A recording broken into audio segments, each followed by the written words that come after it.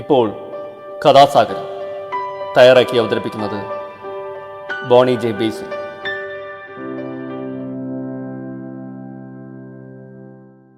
നമസ്കാരം പ്രിയ ശ്രോതാക്കളെ, ഞാൻ ബോണിയാണ്. കഥ കേൾക്കാനുള്ള സമയമായി. കഥാസാഗരം എന്താണെന്ന് അറിയാത്തവർക്ക് വേണ്ടി പറയുകയാണ്. കഥാസാഗരം കഥകളുടെ പരിപാടിയാണ്. ഓരോ എപ്പിസോഡിലും ഓരോ കഥ കേൾക്കാം. നാടോടി കഥകളും മുത്തച്ഛി കഥകളും ഇതിഹാസ കഥകളും പുരാണ കഥകളും ഐതിഹ്യങ്ങളും എല്ലാം ഇതിലൂടെ കടന്നു വരുന്നു. അതുകൂടാതെ കുറച്ച് വർത്തമാനവും. അപ്പോൾ ഇന്ന് ഞാൻ പറയാൻ പോകുന്നത് ഒരു ചെറിയൊരു കഥയാണ്. സ്നേഹത്തിൻ്റെ ഒരു കഥയാണ്. നേരിൻ്റെയും നിറവിൻ്റെയും കഥകൾ എന്ന പുസ്തകത്തിൽ നിന്നെടുത്തത്. KS രാമൻ എഴുതിയ ഒരു പുസ്തകമാണിത്. ആ പുസ്തകത്തിൽ നിന്നെടുത്ത ഒരു ചെറിയൊരു കഥ. അപ്പോൾ ആ കഥ ഇങ്ങനെയാണ്. നമുക്കത് കഥയിലോട്ട് കടക്കാം.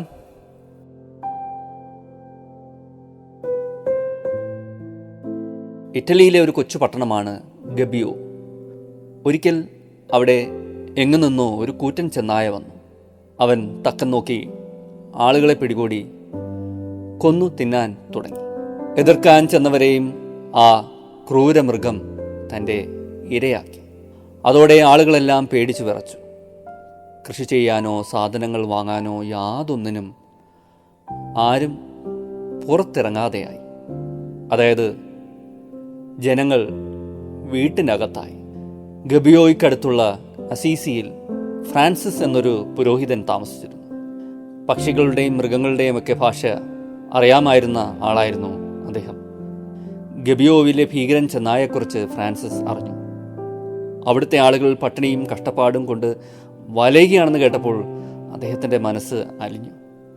വൈകാതെ അദ്ദേഹം ഗബിയോയിലേക്ക് പുറപ്പെട്ടു. കാട്ടിലെ ഒരു ഗുഹയിലായിരുന്നു ചെന്നായയുടെ താമസം. നല്ലവനായ ഫ്രാൻസിസ് നേരെ അങ്ങോട്ട് ചെന്നു. പെട്ടെന്ന് ആ ഭീകരൻ ചെന്നായ അദ്ദേഹത്തിൻ്റെ നേർക്ക് കുതിച്ചു.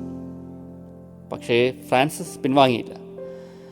മനസ്സിൽ ദൈവത്തെ വിചാരിച്ചുകൊണ്ട് അദ്ദേഹം മുന്നോട്ട് തന്നെ ചെന്നു.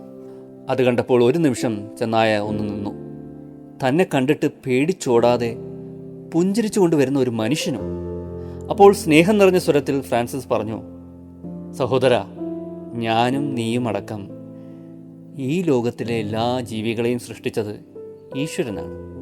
അദ്ദേഹത്തിൻ്റെ അനുവാദമില്ലാതെ നീ നിന്റെ സഹോദരങ്ങളെ തന്നെയാണ് കൊന്നു തിന്നുന്നത്. അത് തെറ്റാണെന്ന് നിന്നോട് പറയാനാണ് ഞാൻ വന്നത്. അത്ഭുതം! ഫ്രാൻസിസിൻ്റെ വാക്കുകൾ കേട്ട ചെന്നായ ഒരു നിമിഷം നിന്നു. പിന്നെ അദ്ദേഹത്തിൻ്റെ കാൽക്കലിരുന്നു.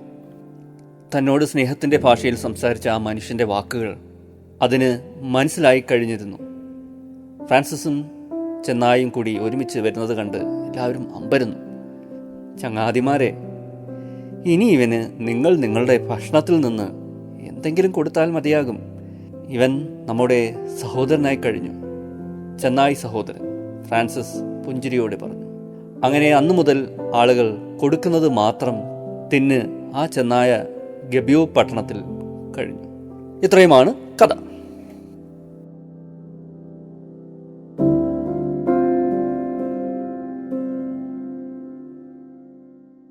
ഞാൻ തുടക്കത്തിൽ പറഞ്ഞു, ഇത് സ്നേഹത്തിൻ്റെ ഒരു കഥയാണ്. സ്നേഹം വറ്റി വരണ്ടുകൊണ്ടിരിക്കുന്ന ഒരു ഭൂമിയിലാണ് നമ്മളിന്ന് എല്ലാവരും ജീവിക്കുന്നത്. എനിക്കൊന്ന് മനുഷ്യരുടെ സ്നേഹമില്ലായ്മ മൃഗങ്ങളിലേക്കുമൊക്കെ പകർന്നോ എന്ന് സംശയിക്കേണ്ടിയിരിക്കുന്നു. കാട്ടാന നഗരത്തിൽ ഇറങ്ങി വിതയ്ക്കുന്ന നാശത്തെക്കുറിച്ചൊക്കെ നമ്മൾ പത്രത്തിലൊക്കെ വായിക്കുന്നുണ്ട്. കാട്ടാന മാത്രമല്ല, പുലിയും പോത്തും പന്നിയും കാട്ടുപന്നിയും ചെന്നായും ഇവൻ എന്തു പറയുന്നു, മരയണ്ണാൻ വരെ ആക്രമിക്കുന്നു. അതൊരു സ്നേഹരാഹിത്യമാണ്. മനുഷ്യൻ എപ്പോഴോ മറ്റു ജന്തുക്കളെ വെറുതെ വിടാൻ മറന്നുപോയി. അല്ലെങ്കിൽ മനുഷ്യൻ എപ്പോഴോ അവൻ്റെ പാർപ്പിടത്തിലും അവൻ്റെ വാസസ്ഥലത്തിലേക്കുമൊക്കെ കടന്നു കയറുകയും അസ്വാസ്ഥ്യം സൃഷ്ടിക്കുകയും എല്ലാം ചെയ്തപ്പോൾ, അല്ലെങ്കിൽ മനുഷ്യൻ്റെ നഗരവൽക്കരണ ത്വര മൃഗങ്ങളെയൊക്കെ ബാധിച്ചു. സ്വസ്ഥതയില്ലായ്മയായി. കാട്ടിൻ്റെ നടുക്കൂടെ റോഡുകൾ, അതിൻ്റെ ശബ്ദകോലാഹലങ്ങൾ, വ്യവസായങ്ങൾ, കാട്ടിൻ്റെ അരികത്തുള്ള വ്യവസായശാലകൾ, ഖനികൾ എല്ലാം, ആകാശത്തൂടെ വലിക്കുന്ന വൈദ്യുതി കമ്പികൾ, ഉഗ്രശേഷിയുള്ള വൈദ്യുതി കമ്പികൾ, അവൻ കെട്ടുന്ന മതിലുകൾ, വേലികൾ എല്ലാം സ്വാതന്ത്ര്യമില്ലായ്മയുടെയും സ്നേഹമില്ലായ്മയുടെയൊക്കെ ബിംബങ്ങളാണ്. മനുഷ്യനെ പോലെ തന്നെ മൃഗങ്ങളും സ്നേഹമില്ലാത്ത ഒരവസ്ഥയിലേക്ക് അവരെ നാം തന്നെ തള്ളി ഇടുകയാണ് പലപ്പോഴും. അതാണ് നമ്മളിന്ന് മാധ്യമങ്ങളിലൂടെ കാണുന്ന ഈ മൃഗശല്യം എന്നൊക്കെ വിശേഷിപ്പിക്കപ്പെടുന്ന അവസ്ഥയ്ക്ക് കാരണം. ഇന്നത്തെ ഫ്രാൻസിസ് എന്ന സന്യാസിയെക്കുറിച്ചാണ് നമ്മൾ കേൾക്കുന്നത്. അത് വായിച്ചപ്പോൾ പണ്ടെപ്പോഴോ ഒരു ചൈനീസ് സഞ്ചാരി ഉണ്ടായിരുന്നു, ഹ്യൂൻസാങ്. അദ്ദേഹം ലോക പ്രശസ്തനായ സഞ്ചാരിയാണ്. ഹ്യൂൻസാങ്ങിൻ്റെ കുറിച്ചൊരു കഥയുണ്ട്. ഈ കഥ വായിച്ചപ്പോൾ എനിക്ക് ആ കഥയാണ് ഓർമ്മ വന്നത്. ഇന്ത്യയിലെത്തിയ ഹ്യൂൻസാങ് ഒരിക്കൽ കൊള്ളക്കാരുടെ മുമ്പിൽപ്പെട്ടു. സുന്ദരനായ ഹ്യൂൻസാങ്ങിനെ ബലി കൊടുത്താൽ തങ്ങൾക്ക് ധാരാളം പൊന്നും പണവും കിട്ടുമെന്ന് കൊള്ളക്കാർ മോഹിച്ചു. ആരൊക്കെ തടഞ്ഞിട്ടും അവർ കത്തിയുടെ മൂർച്ച കൂട്ടി. ബലിപീഠമൊരുക്കി. ഹ്യൂൻസാങ് നിർഭയനായിരുന്നു. ഇദ്ദേഹം ചൈനയിൽ നിന്ന് ബുദ്ധ തത്വങ്ങൾ ഗ്രഹിക്കാൻ വന്ന പ്രസിദ്ധനായ ജ്ഞാനിയും രാജകുമാരനുമാണെന്നും ഇദ്ദേഹത്തിന് പകരം ഞങ്ങൾ മരിക്കാമെന്നും പറഞ്ഞ ഹ്യൂൻസാങ്ങിൻ്റെ സഹയാത്രികരെ കൊള്ളക്കാർ ആട്ടിമാറ്റി. ഹ്യൂൻസാങ് നിർഭയനായിരുന്നു മിഴിപൂട്ടി. എന്നിട്ട് തൻ്റെ ചുറ്റും കൂടി നിൽക്കരുതെന്ന് പറഞ്ഞിട്ട് അദ്ദേഹം കണ്ണൊക്കെ പൂട്ടിയിട്ട് ധ്യാനത്തിലാണ്. എല്ലാ കണ്ണുകളിലും ഹ്യൂൻസാങ്ങിലായിരുന്നു. അദ്ദേഹം മരണം വരിക്കാൻ പോയാണ്. ആരും സംസാരിച്ചില്ല. പെട്ടെന്നൊരു കൊടുങ്കാറ്റ് ഉയർന്നു. മരങ്ങൾ പിഴുതെറിയപ്പെട്ടു. ഗംഗയിൽ ഭീകരമായ തിരമാലകൾ ഉയർന്നു. തോണികൾ ആടിയുലഞ്ഞു. യാത്രക്കാരും കൊള്ളക്കാരും ഭയന്നു. ഈ കൊടുങ്കാറ്റ് നിങ്ങൾ ഹ്യൂൻസാങ്ങിനെ കൊല്ലാൻ തുടങ്ങിയതിലുള്ള പ്രകൃതിക്ഷോഭമാണ്. വേഗം കെട്ടഴിച്ചു വിടൂ എന്ന് യാത്രക്കാർ പറഞ്ഞു. കൊള്ളക്കാർ അങ്ങനെ കെട്ടഴിച്ചു. അവരെയാണ് കെട്ടഴിച്ച് വിട്ടതെന്ന മട്ടിൽ കൊള്ളക്കാർ ജീവനും കൊണ്ടുകൂടി.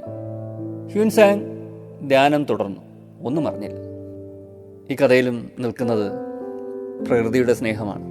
പ്രകൃതി തിരിച്ച് സ്നേഹിക്കുകയാണ് ഒരു സന്യാസിയെ. ഒന്നിനെയും നോവിക്കാത്ത ആ സന്യാസിയെ പ്രകൃതി തിരിച്ച് സ്നേഹിക്കുകയാണ്. വിരട്ടുകയാണ്, വിരട്ടി ഓടിക്കുകയാണ് കൊല്ലാൻ വന്നവരെ. നമുക്ക് ചുറ്റുമുള്ള അന്തരീക്ഷത്തിൽ അക്രമവും കയ്യേറ്റവും ഹിംസയുമൊക്കെ ധാരാളമുണ്ട്. യുദ്ധങ്ങൾ അതിന് ഉദാഹരണങ്ങളാണ്. നമുക്ക് ചുറ്റും നടക്കുന്ന യുദ്ധങ്ങൾ. അവിടെ സ്നേഹത്തിൻ്റെയും സമാധാനത്തിൻ്റെയും കാറ്റ് വീശുമ്പോൾ അത് പ്രകൃതിയിൽ പ്രതിഫലിക്കും, ചലനങ്ങൾ ഉണ്ടാക്കും. മനുഷ്യ മനസ്സിലും ചലനങ്ങൾ ഉണ്ടാക്കും. പല പല സംസ്കാരങ്ങളുടെയൊക്കെ യുദ്ധഭൂമിയായി നമ്മുടെ ഈ ഭൂമി എന്ന വാസസ്ഥലം മാറരുത്. സഹവർത്തിത്വം അല്ലേ?